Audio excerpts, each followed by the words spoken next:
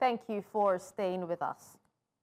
A case that sent shockwaves through South Africa resumed this week in Limpopo, where 3 men stand accused of murdering 2 black women and allegedly feeding their bodies to pigs. Maria Makgato and Lucia Ndlovu were reportedly searching for expired dairy products at a pig farm in Polokwane last August when they were killed. Now, one of the accused, 20-year-old Adrian de Wet, has now walked free after turning state witness. He claims that farm owner Zachariah Olivier pulled the trigger and that he was forced under duress to dispose of the bodies. The court's decision to release de Wet has triggered outrage, particularly for the victims' families and community activists who say that justice is slipping away. The brutal nature of the crime has reignited tensions in South Africa's rural heartlands, where economic inequality and unresolved racial divisions still run deep. But with the 2 remaining suspects, including Oliver, still behind bars and yet to enter pleas, the spotlight remains firmly on the Limpopo High Court as the trial resumes on October 6th. To speak more on this, I'm joined by Professor Ntsikelelo Breakfast. He's a political analyst, Nelson Mandela University, and a professor of Nelson Mandela University in South Africa. Thank you so much for joining us on the show. Thank you very much for having me. It's a pleasure. Now, Ntsikelelo, this case has been described as one of the most disturbing in recent memory. How did we get here, 2 women searching for food ending up dead on a pig farm? Well, it was Du Bois who once said one of the problems of the 20th century, I'm paraphrasing his statement, in the 21st century actually is the issue of race. So race is still a central way of examining things in the body politic of South Africa. There are still people who have a psychology of us and them, the self and the other, the self and the othering, the self and the otherness. There are people who still subscribe to the notion of a white supremacy, who think that they are the only ones by virtue of their race who should have access to certain economic and social privileges, and other people should be on the back foot or should be subjected to their class exploitation. So this is one of those incidents which actually is not the only one and which erodes the project of nation building that has emerged post-1994. It's a very pervasive phenomenon because one of the challenges that we have in this so-called New South Africa is the issue of institutionalized racism. So we still struggle as a country in terms of overcoming protracted racial conflicts. All right. But what does this case reveal about, the broader socioeconomic conditions in rural South Africa today? Well, it signifies racism, it signifies class exploitation, it signifies human rights abuses, it really signifies a dehumanization. It signifies all the wrong things that go against democracy. And really, this is something that has negative national consequences. Like I said, which erodes the culture of human rights and also social cohesion, because the country cannot have a glue that holds everyone together if people are having racially inspired views about each other. All right, Ntsikelelo, speak to us on why the court decided to drop charges against Adrian de Wet, so early in the trial. Well, I mean, I'm not a lawyer, but a case is presented by the state. My view is that this is a criminal case, so it is incumbent upon the state to pitch a watertight argument, which can be proven to be beyond reasonable doubt. But the fact that the state fails to present a strong case does not mean that there is no case to answer. It doesn't mean that. because the state has presented a weak case. We can just point to the failure of the state in terms of getting the job done by pitching a strong case. But it doesn't mean that there's no case to answer. I mean, it's quite clear in this regard that there were human rights abuses, but due to technicalities, the person got away with murder. Oh, okay. But, what safeguards also exist, to ensure that a state witness like De Wet is not using this testimony to avoid any form of accountability? I think state witnesses, they need to be protected, but also there have been many cases that the state in South Africa, they've lost. And by so doing, they've let down many people where it is palpable that there are human rights abuses. But at the same time, people walk out scot-free without being held accountable.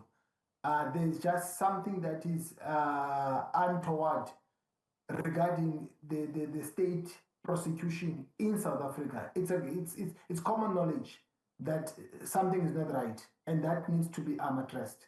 All right.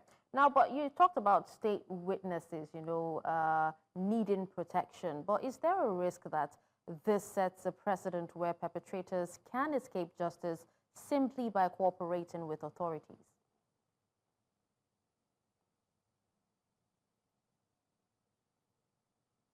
Hello, Ntsikelelo.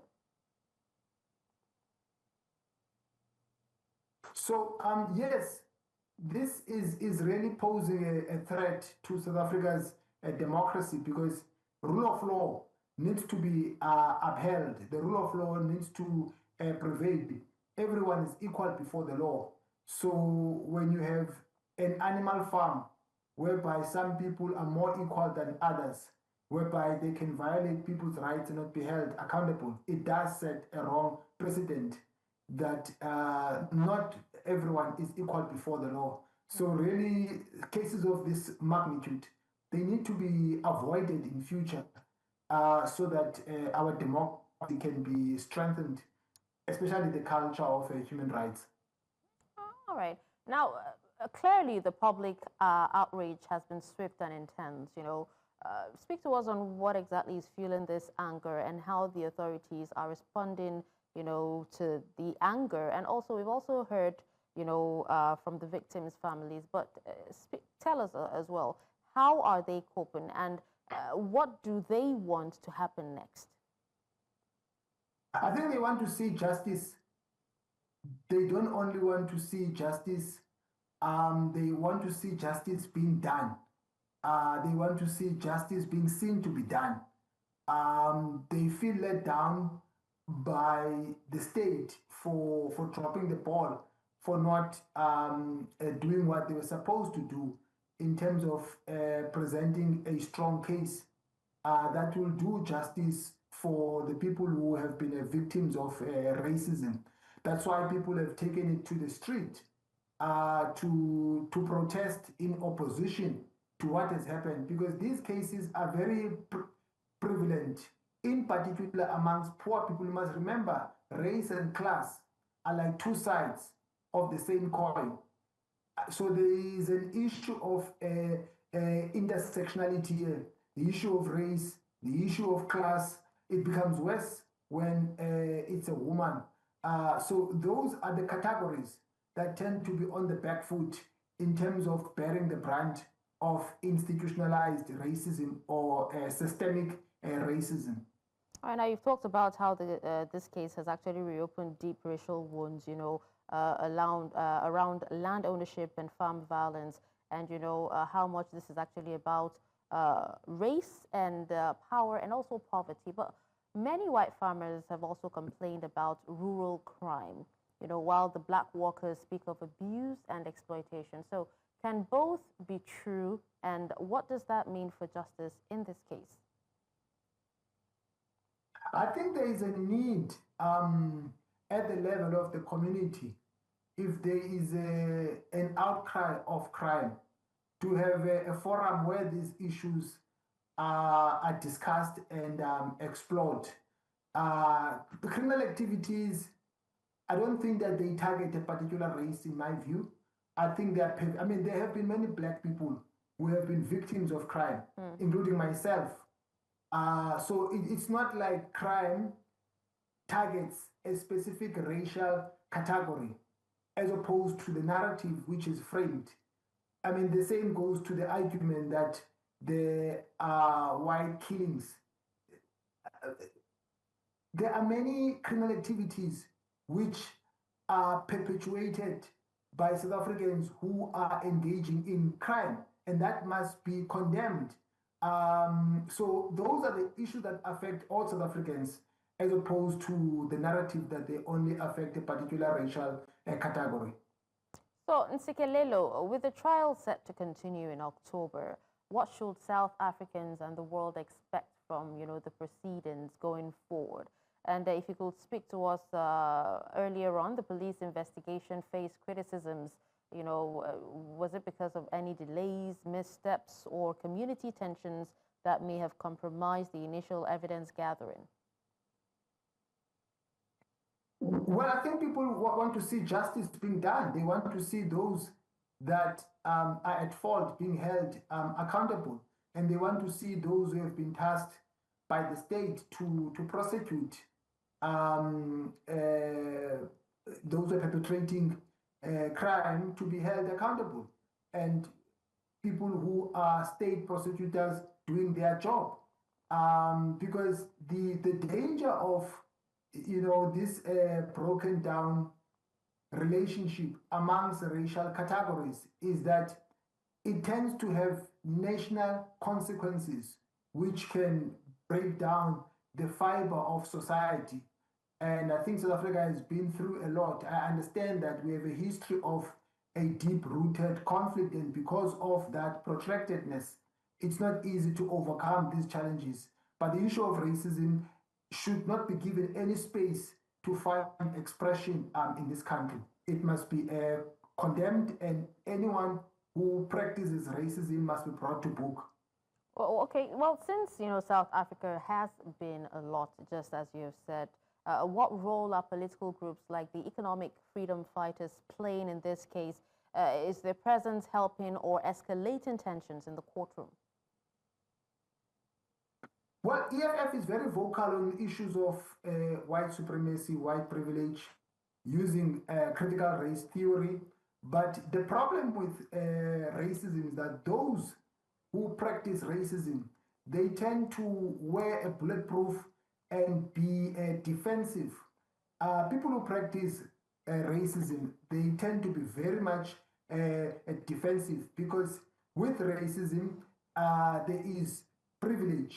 And those who practice racism do not want to let go of the privileges that they have.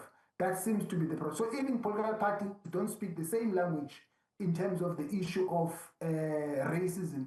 Some are defending race. I mean, you have political parties that stand for a specific racial category. We have political parties that say we stand for white people, we stand for this, and we stand for that.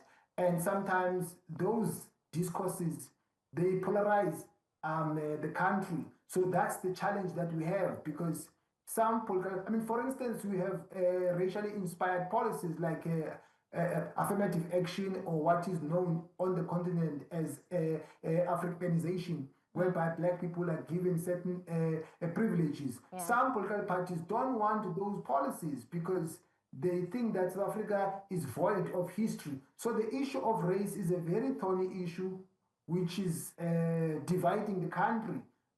Even incidents like these ones that we're talking about, they tend to divide the country because people speak for racism, others speak against it.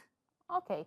Now, just before we wrap up, in 1 minute, Ntsikelelo, let's have your final words, especially given that one of the accused is an undocumented immigrant.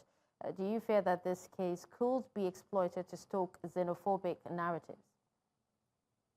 Yes, of course, especially now that we are in the build-up to local government elections.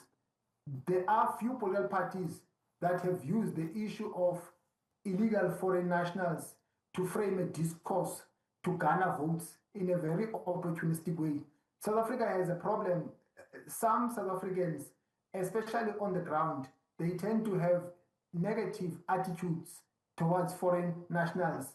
And that is wrong because the issue is not foreign nationals. Even if you can get rid of all the foreign nationals, we will still have the economic challenges that we have because the problem is that we are competing over scarce economic resources, which are in the hands of a tiny minority of people. So the problem is not foreign nationals, but the resources that we have, which are not enough for everyone. All right, well, thank you so much, Ntsikelelo, for giving us a very, very insightful conversation. That was Professor Ntsikelelo Breakfast, political analyst and professor at Nelson Mandela University. And with that, we wrap up the conversation today. Thank you so much. Do not forget to catch up on any of our missed episodes on our YouTube channel at News Central. You can also watch News Central live on DSTV channel 422, GoTV channel 23, Star Times channel 274, Avo TV, and YouTube. Until I come your way again next time, I'm Darshan Usman.